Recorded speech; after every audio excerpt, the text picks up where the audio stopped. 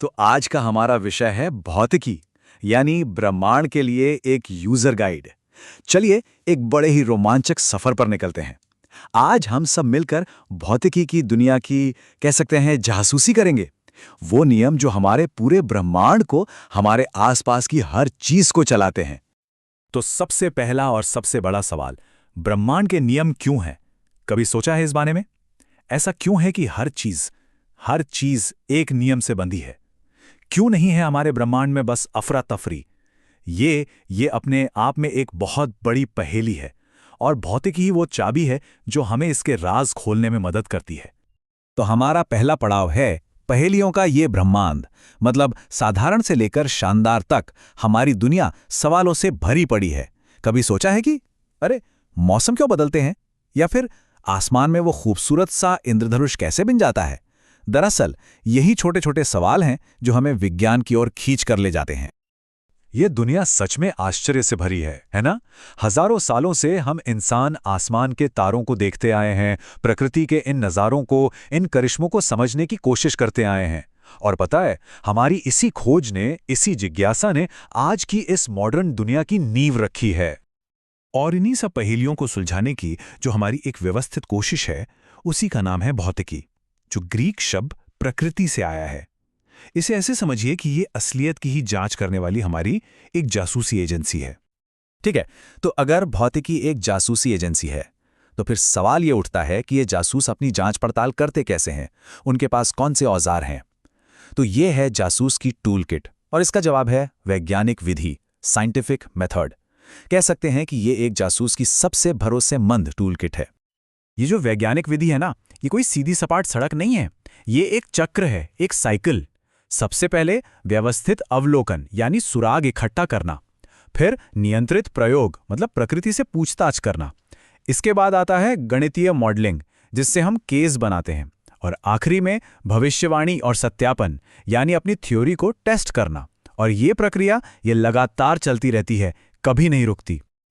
और यही सबसे जरूरी बात है। विज्ञान हमेशा गतिशील रहता है, हमेशा बदलता रहता है। यहाँ कोई भी सिद्धांत अंतिम या फाइनल नहीं होता। मतलब जैसे जैसे हमें नए सुराग मिलते हैं, बेहतर औजार मिलते हैं, हमारी पुरानी थ्योरीज बदल जाती हैं। एक क्लासिक उदाहरण है, न्यूटन के नियम बड़ी चीजों के लिए एकदम सही थे, लेकिन जैसे ही हम बहुत छोटी दुनिया में घुसे, मेरा मतलब है परमाणुओं की दुनिया में, तो हमें क्वांटम मैकेनिक्स जैसे बिल्कुल नए नियमों की जरूरत पड़ गई। तो अब देखते हैं कि भौतिकी के ये जो जासूस हैं, वो सबसे मुश्किल केस को सुलझाने के लिए कौन सी दो मास्टर स्ट्रैटेजी अपनाते हैं। ये हैं भौतिकी की दो मुख्य रणनीतियां, एकीकरण यानी यूनिफिकेशन, और न्यूनीकरणवाद यानी रिडक्शनिज्म। तो ये दो तरीके हैं क्या? चलिए समझते हैं। एक तरफ है एकीकरण या यूनिफिकेशन। इसका मतलब है भौतिक दुनिया को कुछ गिने चुने यूनिवर्सल नियमों की तरह देखना, जैसे कई अलग अलग केसों को एक ही अपराधी से जोड़ना। और दूसरी तरफ है न्यूनीकरणवाद या रिडक्शनिज्म। यह है एक जटिल सिस्टम को उसके छोटे छोटे सरल हिस्सों में तोड़कर समझना, बिल्कुल वैसे ही जैसे किसी क्राइम सीन को छोटे छोटे सुरागों में तोड़कर जांच की जाती है। और एकीकरण का इससे बेहतर उदाहरण क्या हो सकता है? न्यूटन का गुरुत्वाकर्षण का नियम।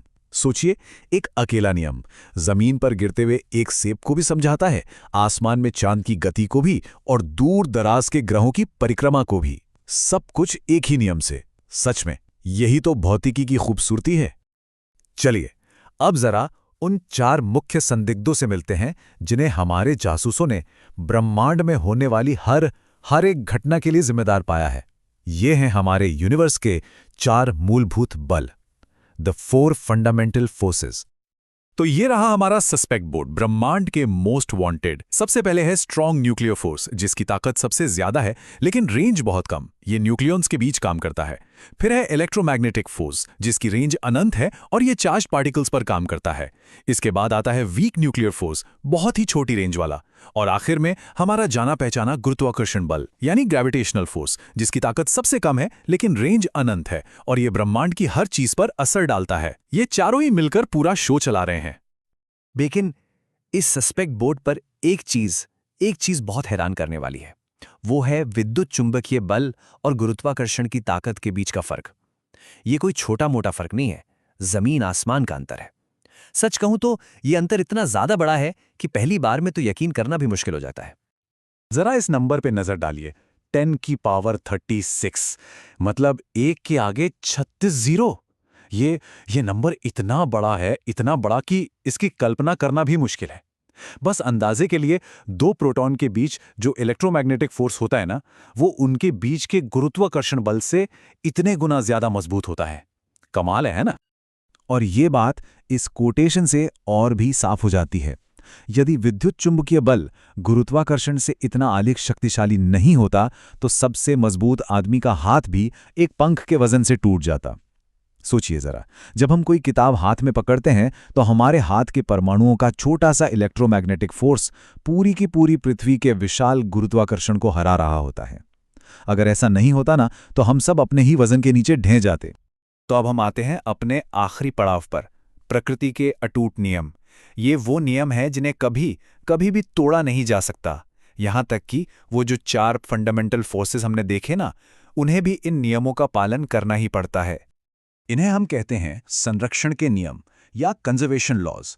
मतलब कुछ खास भौतिक राशियां हैं जिन्हें संरक्षित राशियां कहते हैं, जो किसी भी घटना के दौरान हमेशा स्थिर रहती हैं, कांस्टेंट। जैसे ऊर्जा, एनर्जी अपना रूप बदल सकती है, एक फॉर्म से दूसरे फॉर्म में जा सकती है, लेकिन वो कभी खत्म नहीं हो सकती। जैसे एक गेंद को ऊपर फेंकें तो उसकी स्पीड कम होती जाती है और हाइट बढ़ती है, लेकिन उसकी जो टोटल एनर्जी है वो हमेशा एक जैसी ही रहेगी। और ये हैं कुछ सबसे जरूरी संरक्षण के नियम, जैसे ऊर्जा का संरक्षण, लीनियर मोमेंटम का संरक्षण, एंगुलर मोमेंटम का संरक्षण और चार्ज का संरक्षण। ये नियम बहुत काम के हैं, पता है, खासकर उन मुश्किल समस्याओं को हल करने में जहां हमें ठीक ये नहीं पता होता कि कौन से फोर्सेस काम कर रहे हैं। ये नियम हमें किसी भी टक्कर या प्रक्रिया के संभावित नतीजों के बारे में पहले से ही बता देते हैं। और यहाँ एक बहुत ही गहरी और खूबसूरत बात छुपी है, वो ये कि प्रकृति की समरूपता का यानी सिमेट्री का इन संरक्षण के नियमों से एक गहरा नाता है। जैसे सोचिए, प्रकृति के नियम समय के साथ नहीं बदलते, है ना? चाहे कोई एक्सपेरिमेंट आज किया जाए या 10 साल बाद, नतीजा वही आएगा। इसी सिमेट्री की वजह से, इसी एक रूपता की वजह से ऊर्जा संरक्षण का नियम वजूद में आता है। और इसी विचार के साथ हम एल्बर्ट आइंस्टीन के इस गहरे कथन पर आकर रुकते हैं। दुनिया के बारे में सबसे अकल्पनीय बात यह है कि यह बोधगम्य है। ये कितनी अजीब और कितनी कमाल की बात है कि यह ब्रह्मांड इतना विशाल, इतना जटिल होते हुए भी हमारी समझ में आ सकता है। और भौतिकी हमें इसे समझने की वही चाबी देती है, एक बार में एक पहेली सुलझाते हुए।